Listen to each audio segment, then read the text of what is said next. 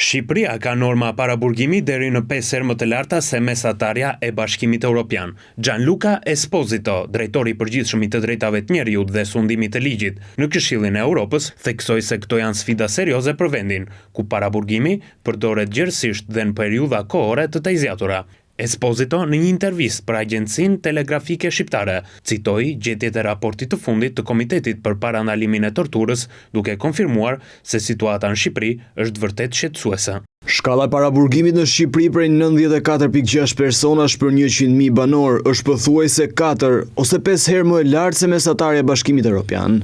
Sipas të dhënave zyrtare që nga nëntori i vitit 2025,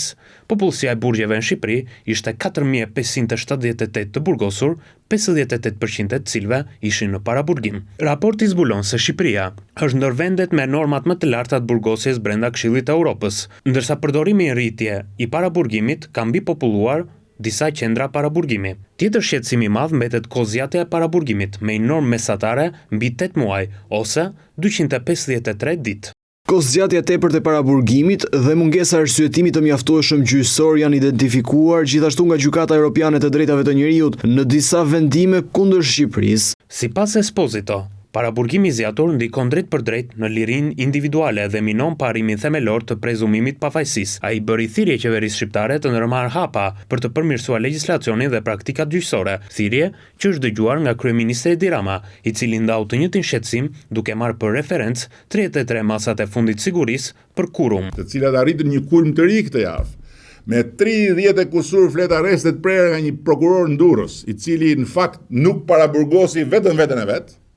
se gjithë qa kishte rreth e rrotull për një çështje që nuk përmbush asnjë kusht, zero hiç nga ato që Këshilli i Europës dhe Drejtësia Demokratike përcakton si kushte të domosdoshme për arrestin, i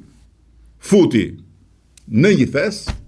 Por edhe kryeministri Rama konfirmoi se qeveria shumë shpejt do të ndërhyjë me masa konkrete për të adresuar problemin e paraburgimit në Shqipëri. Paraburgimi është një plag